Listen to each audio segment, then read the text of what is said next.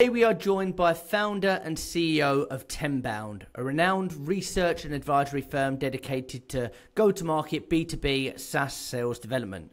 So he's a recognised expert in the field, and his extensive experience has made Tenbound the go-to hub for the sales development industry.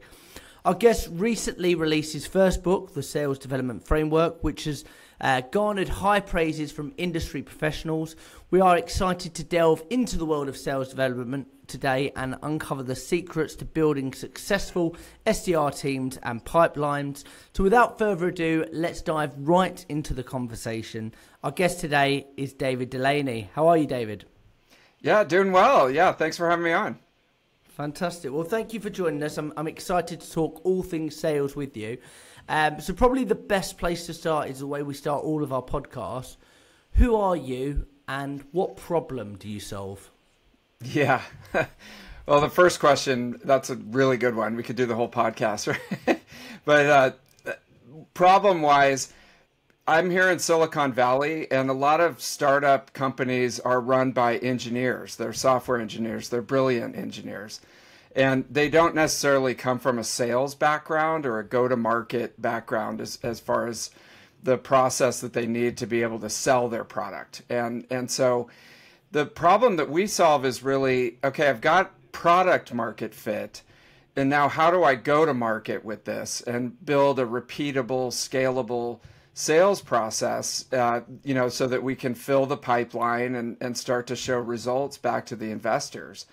And so that's, it's going on 7 years that we've been working on this. And, I came up through the tech industry as a sales professional and then an SDR and a sales manager, and, just saw this need in the marketplace to understand how this works. And it's flown by, actually.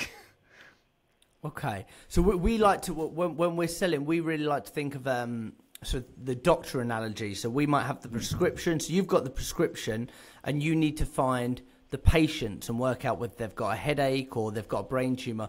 So for somebody that would be your perfect patient, they might be listening, what do they look like and what are the symptoms that they're presenting for you to say, you know what, we need to get you in my office right now and we need to get you some penicillin? What do those people look like?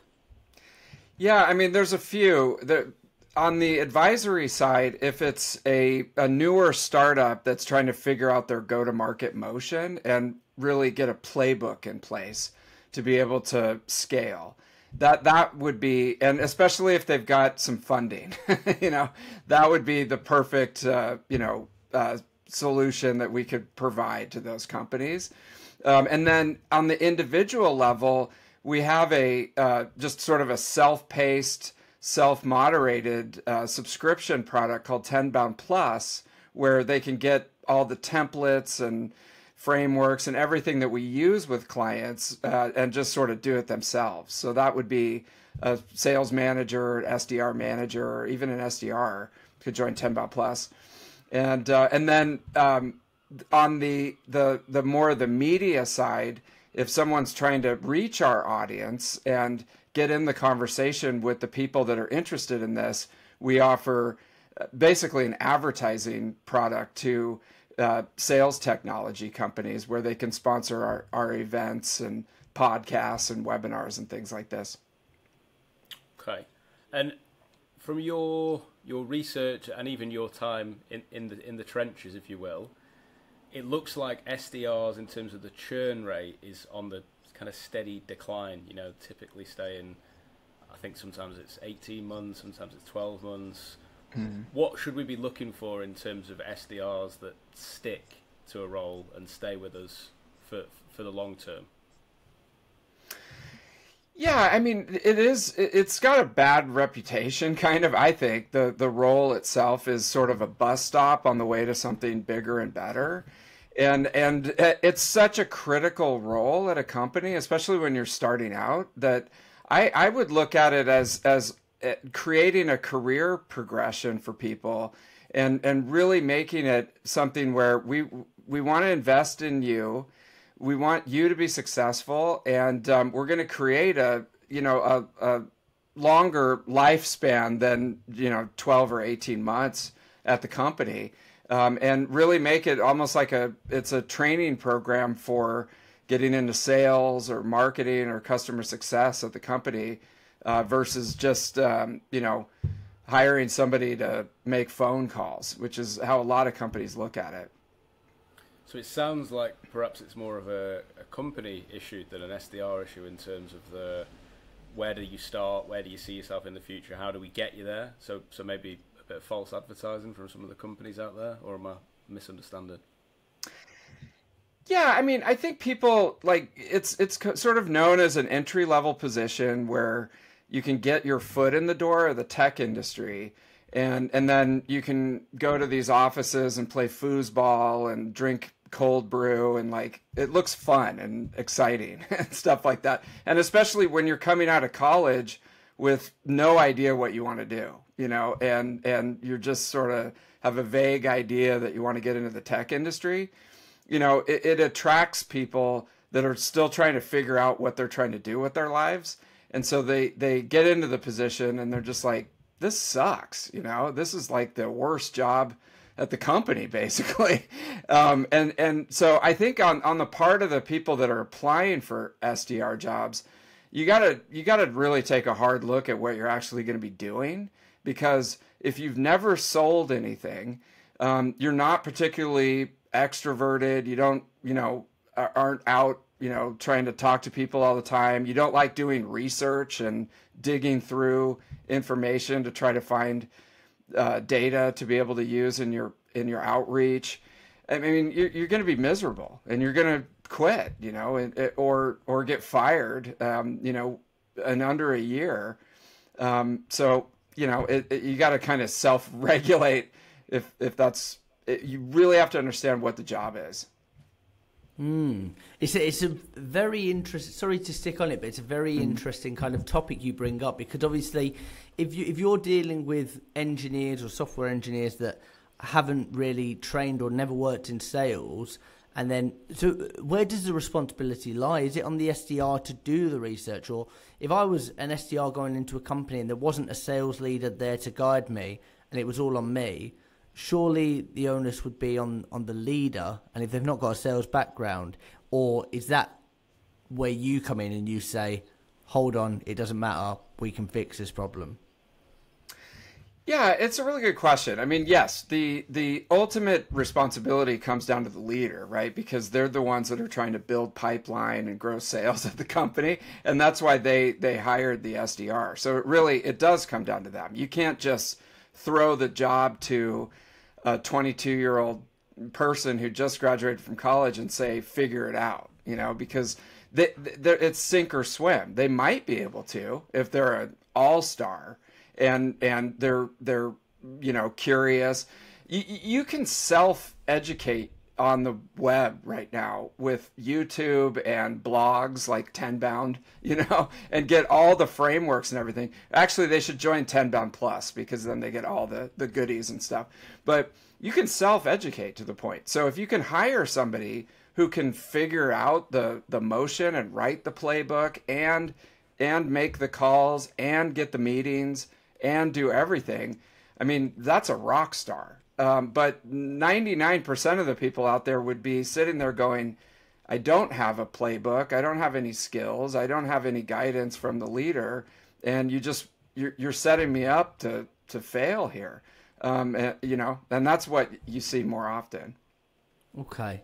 And most of the time, sometimes it is 360, but most of the time, an SDR isn't responsible for closing the deal and the whole kind of pipeline. So it's responsible for the first part. So what would, from your industry knowledge and all the SDRs you've worked with and seen, what is an SDR responsible for? What should they be doing? What are they responsible for?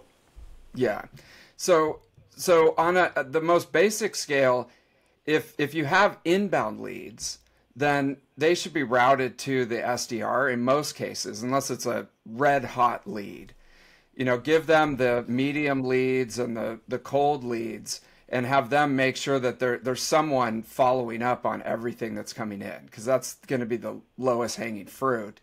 It's people that actually know about you and know about your brand and have some basic interest. And then once that runs out, then they have to go outbound. And so like a day in the life would be finding the right companies that are potentially ideal customer profile for your product, and then finding the people that work there that are the ideal persona for your product, and finding their contact information and reaching out to them either through the phone or through the email or over social or et cetera, and reaching out to them with a message. And then, only about 5% of your outbound is going to convert. So it's a huge amount of volume at the top of the funnel that has to take place in order for you to get even a 5% return. Now, you guys probably can get a better return from that, but this is just the sort of industry average of outbound. It takes a lot of volume and a lot of work to get, just one meeting. And so that's, really what they need to be focused on. And as the manager or the business owner, it's your job to be able to empower them to have, a database of people to call and have knowledge about the ideal customer profile and the persona that they're going after, and have some basic tools to be able to reach out to people on a daily basis. I remember my first ever job as an SDR. They slammed a big catalogue of numbers and said you can start at the front or the back, you work it out. And that was 15 years ago. So if we were to go back then, David, so it's my first day as an SDR, and you're able to slide a little envelope over the table, and it's filled with the biggest challenges that I'm going to face in my career as an SDR. What are some of the things that are going to be in that envelope? Yeah. Oh, I thought you were going to say an envelope of cash. I'd love that. That would help. I'd love that. Quit now. That's perfect. Yeah, I mean, so there's a lot of challenges. So one is just staying motivated and excited about the job for 1 month, 3 months, 6 months, 12 months, with the volume of activity and the amount of rejection that you have to face on a daily basis. Or just even worse, I mean, now over the last few months in the tech industry, it's just having no response at all. And just the utter silence from the marketplace, and being able to push through that. So, staying motivated and staying healthy, mentally, in something that's a really, really hard job is thing number one. And then I think thing number two is looking at it from a long-term perspective and trying to learn and be curious about the industry that you're calling into, and the vocabulary of the sales reps or the founder at the company, and how they talk about how they solve the problems for the industry, and just becoming interested in that, even if it's a job that you kind of fell into. The more that you can learn and use the time as an SDR to become educated in the industry and the vocabulary and the problems, you can use all that if you get promoted to become a full cycle sales rep or anywhere else in the company. So just keeping that curiosity over the long term. So I think we're going to have our first disagreement here, David, but this is what makes podcasts go well, right? Good, I've been waiting for you, man. So we're an outsourced SDR company, effectively, right? So we work with lots of different clients in lots of different sectors. We do little to no research on anyone that we're calling. Why are we wrong? Yeah, I mean, as an outsourced company, it's going to be different, right? Because you have a basket of clients. You're calling into 20 different industries every day. So you wouldn't want your reps to be learning a lot about that particular industry unless you're hyper niched. And some of the best outsourced companies that are out there, they only call, doctor offices or dental offices or MSPs, or they're hyper niched in that area, and then their SDRs are actually super highly knowledgeable about that particular industry because they're so niched. So in a situation like if you've got a lot of different industries that you're calling on, then the more the training becomes, can they handle a cold call, and can they handle writing an email, and can they handle reaching out to people on social in a way that's applicable to all the different industries that they're calling.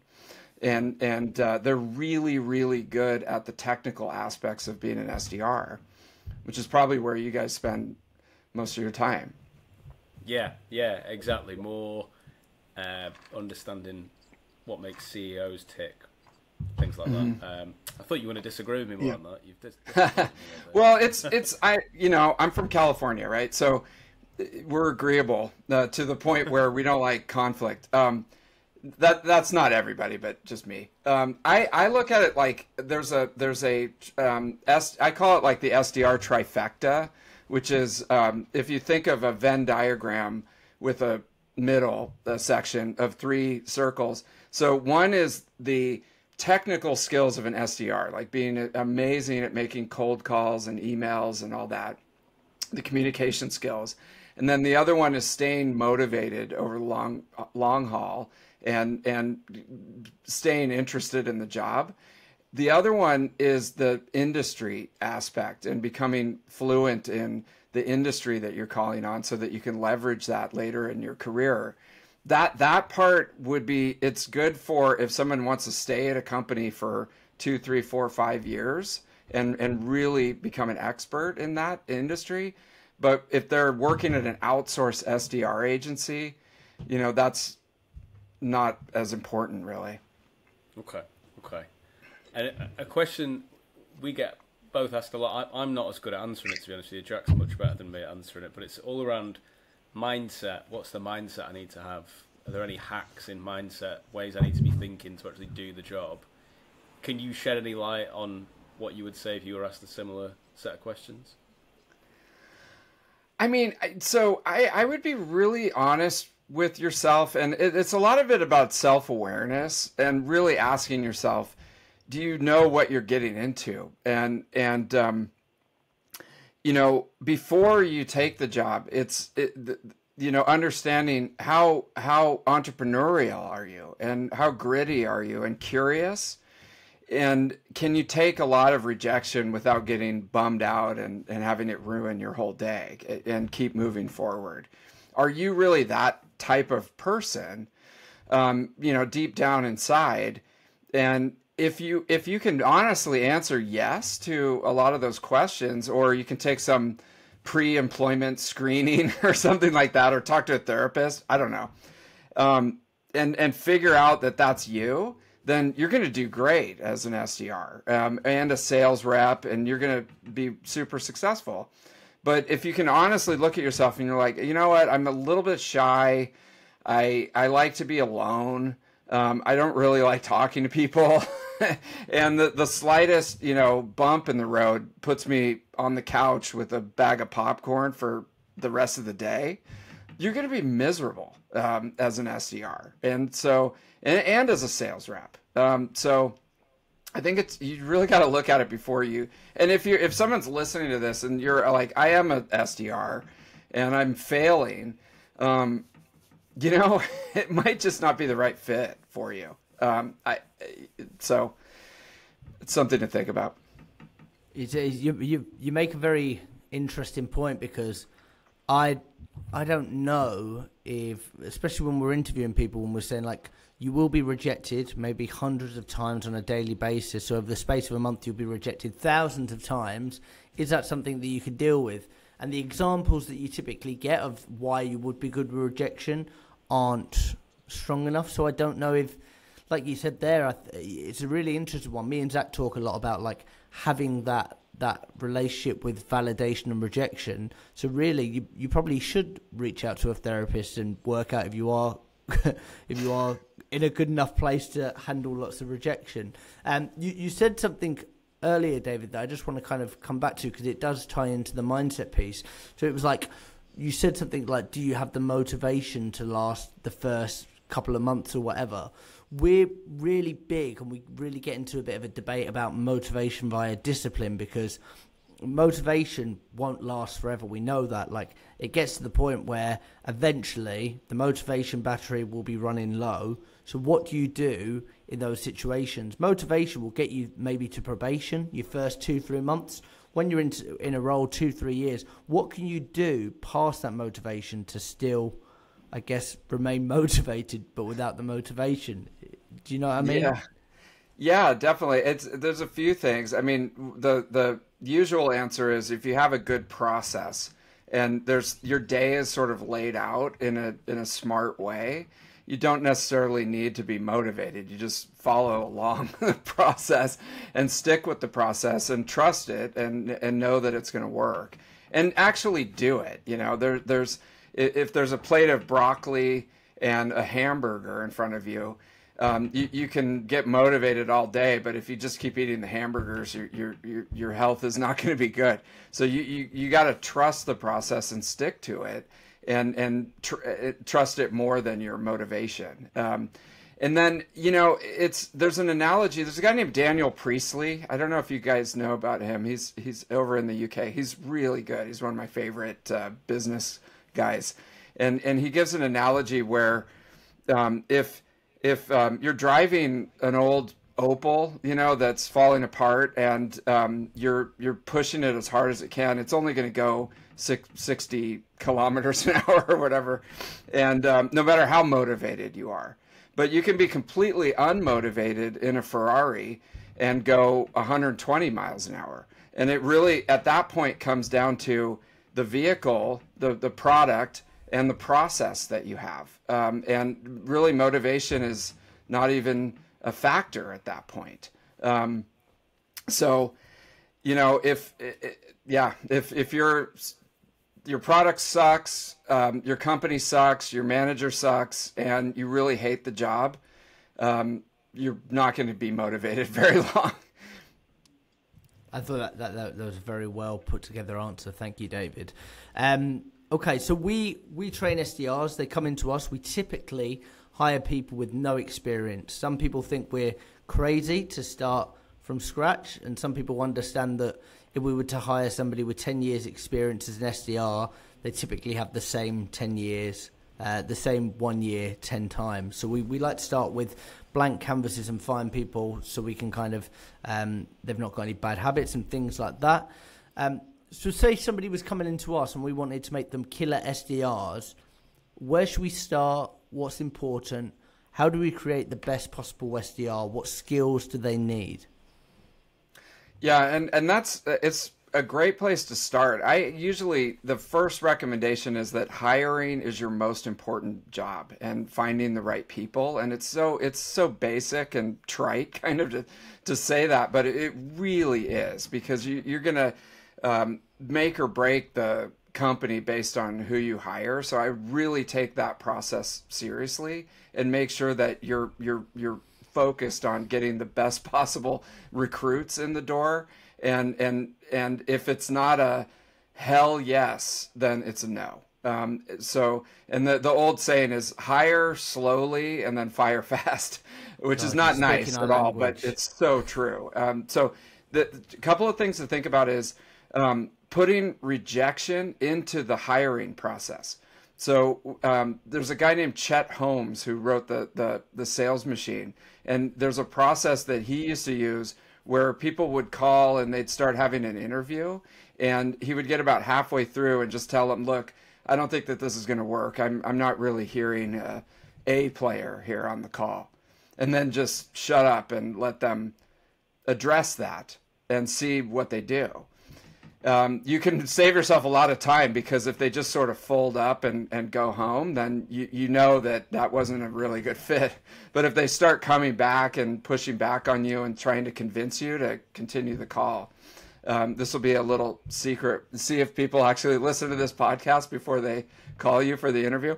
The other one to think about is pre-employment screenings. And there's a lot of companies that do this. Some are good, some are not great, but I always highly recommend people do pre-employment screenings, just online, pre-employment exams before they even talk to the person that they're thinking about hiring, and make sure that it's very indexed toward the innate abilities that people need to be good SDRs. So some of the things that we've been talking about are really important. So I would highly recommend using those. The answer was really, really good, David. Me and Zach, I could see his big smile there, because I think that's what you mentioned there. I feel like that might be a new... We do a phone interview anyway, like to hear what the tonality is like.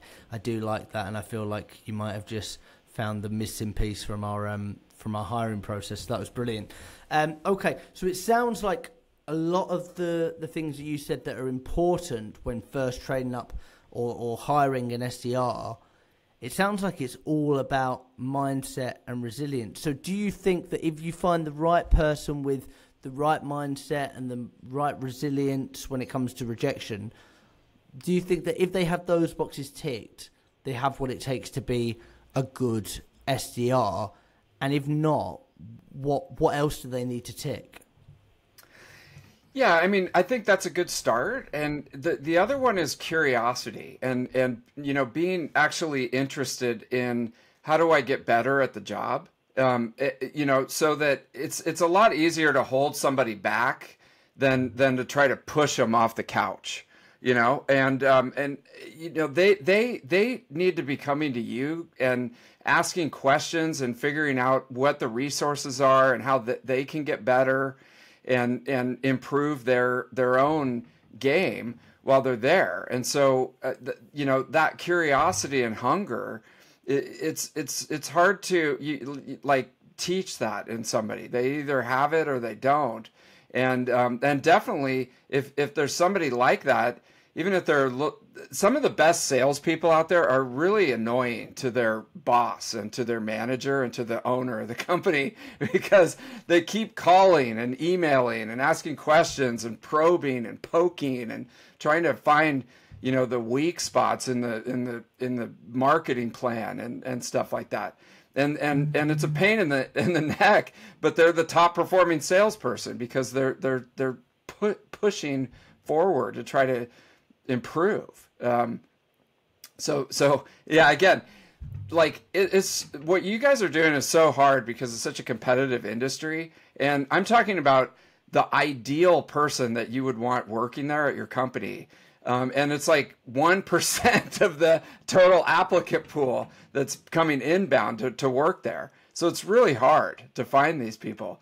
But if you can find them, they could take the company to the next level and, potentially be a business partner for you at some point. So.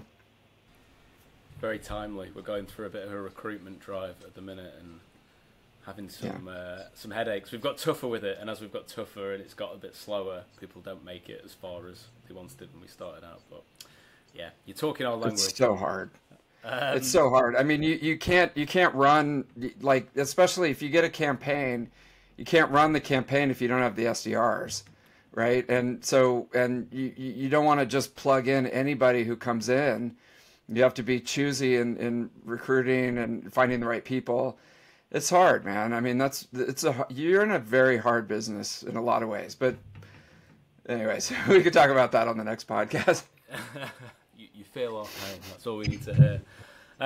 One thing that we often see is SDRs getting promoted to senior positions and perhaps over-promoted a bit too soon. What's the correlation between I'm an SDR and I've got a sales skill set to now I'm a team leader? To us, they feel like two different things. Being a good salesperson doesn't mean you're going to be a good team leader. But from the work you've done, does that natural progression typically work out well? And are there steps that need to be implemented to make sure it does go positively? Yeah, I mean, so there's two paths there. One is going from SDR to a full cycle sales rep, and then one is going from an SDR to like a team leader or a manager. And so those promotion paths are really, really different. And I think with the going from an SDR to a sales rep, it's important not to just like throw them in the deep end of the pool and give them a quota. I just recommend that companies give them some small deals and some, lower end deals that they can run and potentially close themselves while they're still doing the SDR job, and evolving them in based on the performance that they're displaying with the sales job that they're doing. As opposed to what most companies do is just like, you're an SDR, now you're an AE, here's your quota, you have 3 months to either make it or break it, and then it ends up going sideways. So I would just evolve them into that and make sure that they're the right fit to be a full cycle sales rep. So going from an SDR to a team lead, they don't even necessarily have to be the best SDR. They're just really good with people and teaching, and they enjoy the coaching process. That's where you really get the most value from an SDR manager, is being able to build trust with the team and have the team get better as a whole from working with this person. And so if they're just wanting to get out of the SDR job and get into something else, and they think that manager sounds cooler than being an SDR, that's not going to work, because they'll just sit there looking at the reports and tweaking spreadsheets all day, and not what they need to be doing is really working one-to-one with people on mock calls, reading their emails, like making the team better. And so if they have to love that teaching and coaching aspect, and they'll be successful in that route. And then what about from if you've been an SDR, you've been playing the game of motivating yourself and putting the habits in place, and then suddenly now you've got the role of, you've got to motivate a team in front of you. What's the role of the team leader in terms of motivating the individual or motivating the team? How does that relationship typically work the best? Yeah, I mean, go Amazon, buy my book. That's what the book's about, the sales development framework. That's one of the things. Shameless plug. So, you're essentially going from an individual contributor to a manager, and so they become responsible for the whole number of the team. And one of the first things that they do is they go, "Oh my God, I'm never going to make another cold call again. Thank God. I don't have to do that anymore." Wrong. That's totally wrong. The team has to see you making the calls, writing the emails, running calls, doing the actual job, and watch you side by side doing it, and doing it a lot better than they can. And so then they know that you're legitimate, and they start to trust you. And then now you can have the ability to give them tips and training and coaching, because they actually are open to hearing that. If they think that you're just in a ivory tower and theoretical about everything, they lose trust, and then eventually they're just like back to doing whatever they were doing before you became the manager. So. Okay. I wasn't going to ask this, but I think because of where the conversation's going, it wasn't written down, but I want to kind of get your thoughts on it anyway. Cold calling, an SDR is coming in to cold call. Obviously, that's probably where you're going to get the height of the rejection. For somebody that's just starting out cold calling, we're big on it, and it's kind of one of the things that we love the most when it comes to selling. What do you need to do to be good at cold calling, or what skills do you need, or what is the thing that you should master the most? Thing number one is just do it. I think it's like somebody said that you can be a writer your whole life without actually writing anything. I think it was William Blake. But cold calling is one of those things where people are talking about it all the time, and they're nervous about it, and they don't want to do it and stuff like that, and they just end up not doing it. So thing number one is just pick up the phone or click the computer, start calling people. Like whenever you're in doubt of anything and you don't know what to do next, pick up the phone and call somebody. Just call anybody. And then the second thing is you only have like 3 to 5 seconds at the beginning of the cold call before you're toast. You're dead. So you've got to make that first connection, and especially if you're using like a segmented dialer where there's a pause at the beginning of the call, and it's making a connection, because you already lost like 2 to 3 seconds of the attention of the person who picked up. So you got to be extremely good in the first 5 seconds, and relaxed, confident, have a pitch ready to go when the person asks, and like set the stage for the next 5 seconds. So our go-to pattern interrupter opener might be something like, David, I'll be honest, it's a sales call. I'm sure you get hundreds of these. You can hang up or let me have 30 seconds, something like that. What would be your go-to opener or pattern interrupt if you were cold calling tomorrow? Yeah, that's a good one. I like the honest approach. What I would say is you look at it more of an information gathering call, and you just call them up and say, I'm doing a quick survey. Can I grab, just 2 or 3 seconds of your time to ask you a couple of quick questions? You're going to get hung up on a lot, but sometimes people are more open to doing a survey or just giving some quick information versus thinking that you're actually coming in and trying to sell them something. So I always lead with, I just want to ask you a few quick questions to follow up on this survey that I'm doing. Okay. And then when you get into it later on and you say, well, look, why don't you sit down with my AE and we'll try and sell you a big piece of software. Yeah. What relation, how have you found that moving on down the line? Because obviously we find if you're honest from the start, there's no shock. If you get to that point where someone might say, well, you were doing a survey a minute ago and now you're asking for my credit card details. Do you ever run into that, or by that point do people kind of forget about it and move on? Yeah, I mean, so you can look at it that based on the information that I have, I think it would warrant another call to dig in on this. And I'd like to connect you with an expert on my team so that we can dig in a little bit more and see if we could potentially help. And if it's like a one-call close, big ticket item where you have to get their credit card out, that would be a little bit weird. I think I would just go in with what you were saying. And just, hey, this is a sales call, and I noticed that you had downloaded some information about our product, and I wanted to talk to you about how to get started, because it's like, if you're asking them to take their credit card out, it's a sales call. So David, we're running out of time, but I didn't want to end without talking about your book. So going back to the start, if I'm someone who is a good customer of yours in terms of buying your book, what do I look like? What problems do I need to be experiencing? Why should I be reading your book?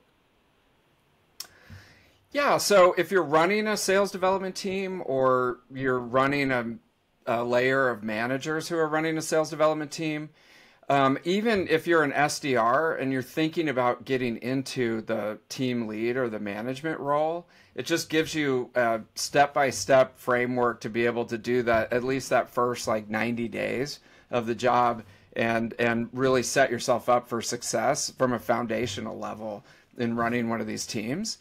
So, in a perfect world, every SDR in the world, every SDR manager and every director would buy the book today. That would be the perfect situation. And that's what I highly recommend. Okay, and then they're saying, that sounds great. Where do I find it? Well, unfortunately, Amazon. I mean, it's a love-hate relationship. But Amazon.com is the best way. Or just go to Tenbound, the website. You can get the first chapter for free. You just got to give me your email address. I'll call you, and we'll do a survey after. Perfect. Right. Well, we will. We'll put a link in the bio to anyone who wants to find the book. Highly, highly recommend it. This has been a great chat. I think we've learnt a lot. I might have to change our whole recruitment process based on some of the points that you've brought up here. And just wanted to thank you for spending the time with us. Thank you so much, and I think we're going to get a lot out of this. Thank you, David. Appreciate it.